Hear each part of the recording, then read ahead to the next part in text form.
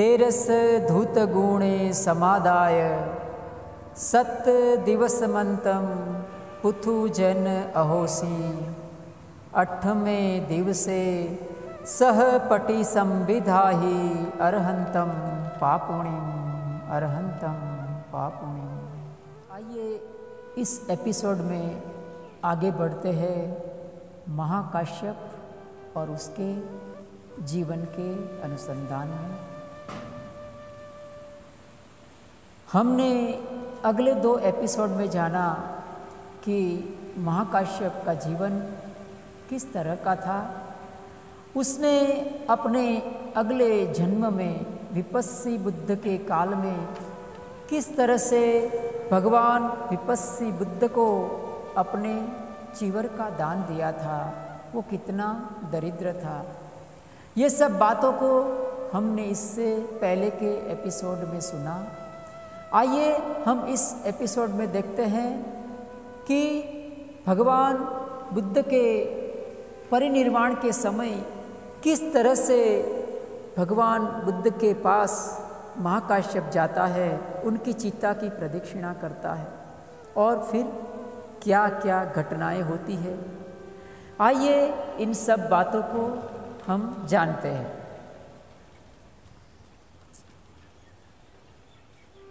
उस समय की बात है जब भगवान तथागत बुद्ध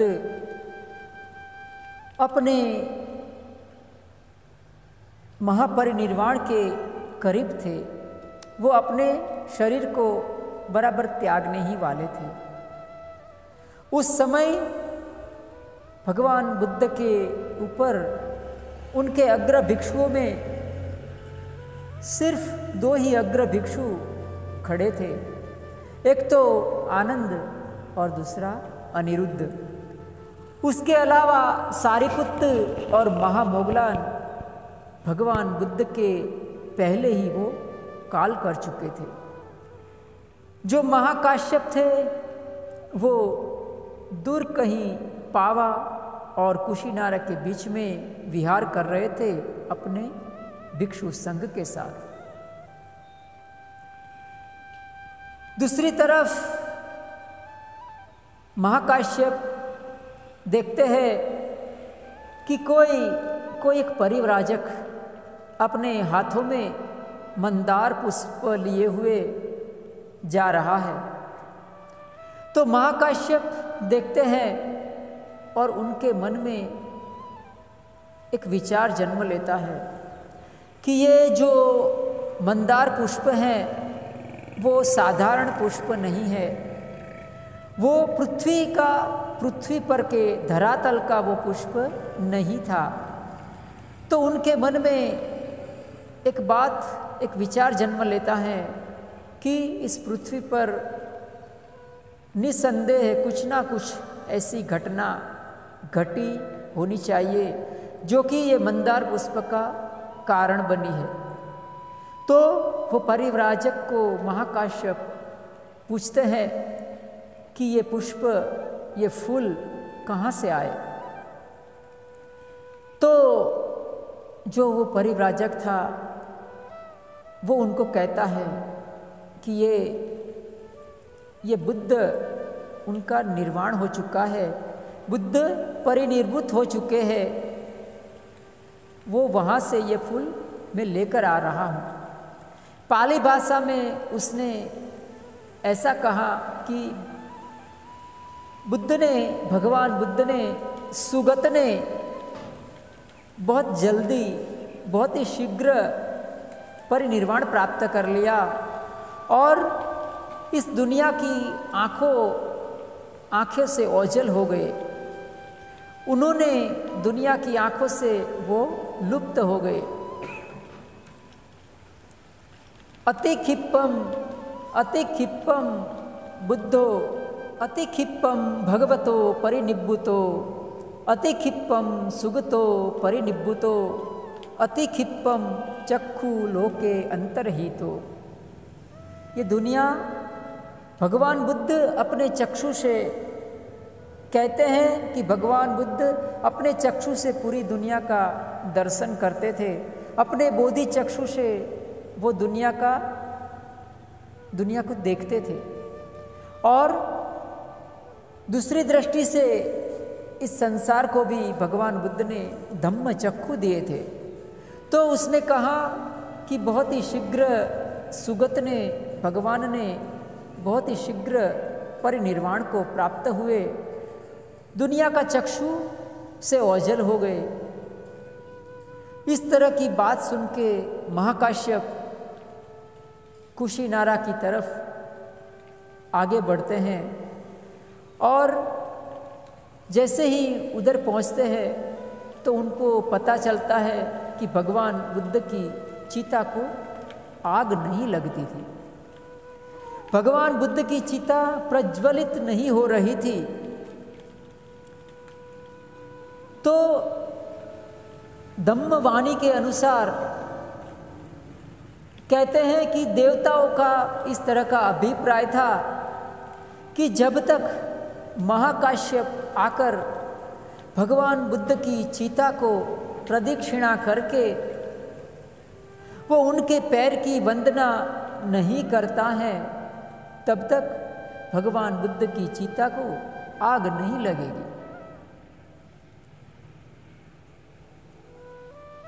न तावम भगवतो चित्त को पज्जली सती, न तावम भगवतो चित्त को पज्जली सती, यावा यस्मा महाकाश्यपो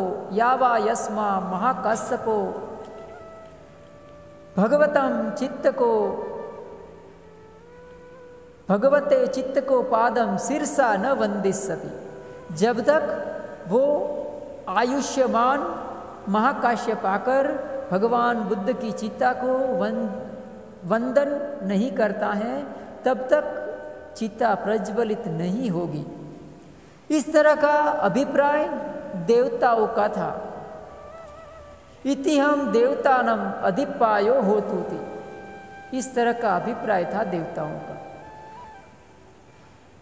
तो जैसे ही महाकाश्यप का आगमन होता है भगवान की चिता के पास, और धम्मवाणी में कहा कि महाकाश्यप आते हैं, अपना चीवर एक तरफ करते हैं, भगवान बुद्ध की चिता की 3 बार प्रदक्षिणा करते हैं, उनको हाथ जोड़ के अंजलिबद्ध प्रणाम करते हैं।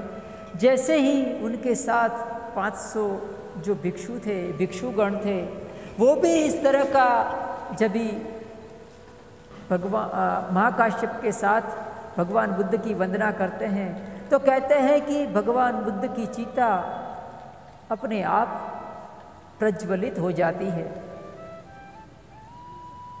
अथ को आयस्मा महाकස්සपो येन भगवतो चित्त को तेन उपसंकमित्वा। भगवान की चिता जहाँ थी उसके पास आया, आकर के क्या किया उसने, एकसम चीवरम कत्वा, एक तरफ उनका एक कंधे पर चीवर रखा, तिखत्तु पदिक्षणम कत्वा, 3 बार भगवान बुद्ध की चिता का प्रदक्षिणा किया, अंजलि प्रणामेत्वा, अंजलिबद्ध भगवान को प्रणाम किया और कहा कि भगवतो पादम सिरसा वंदिति। भगवान बुद्ध की चिता, उसके पैर की उसने वंदना किया। तो कहा कि जैसे ही उसने भगवान बुद्ध के चरणों की वंदना की, वैसे ही वो आग अपने आप प्रज्वलित हो गई। संयमेव भगवतो चित्त को पज्जली, अपने आप ही भगवान बुद्ध की चिता को अग्नि पकड़ ली। तो इस तरह से महाकाश्यप ने भगवान बुद्ध की चिता की प्रदक्षिणा करके किस तरह से भगवान बुद्ध की चिता अपने आप प्रज्वलित हो गई। कहते हैं कि महाकाश्यप कहते हैं कि भगवान बुद्ध की जब उनका चिता जलकर राख हो जाती है, तो उनमें से बड़े बड़े 18 घड़े भरते हैं उनकी धातुओं के, और हर घड़े अलग अलग स्थान पर अलग अलग चैत्य में, स्तूपों में वो घड़ा का दान दिया जाता है। एक गाथा में कहा कि 44 समादंता केसा लोमाच सब्बसो देवता हरिसुम एकेकम चक्रवालम परंपराति। अर्थात चक्रवाल की परंपरा के अनुसार भगवान बुद्ध के जो धातु थे उनमें कुछ 40 समान दंत पंक्तियाँ, एक एक दांत, उनके एक एक शरीर के रोम और उनका सारा का सारू जो धातु थे वो देवता हरिंसुम एक एक सब ले गए, इंसान भी ले गए और देवताओं में भी उनकी धातु बट गई। इस तरह से भगवान बुद्ध की चिता को महाकाश्यप ने प्रदक्षिणा की और स्वयं में वो जल पड़ी थी।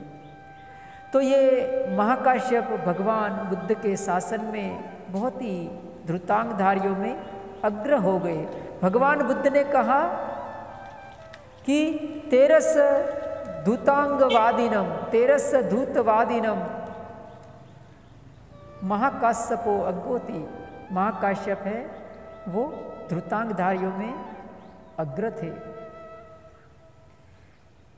तो आज के इस वीडियो में इतना ही। सबका मंगल हो, सबके जीवन में खुशहाली आए। साधु साधु साधु।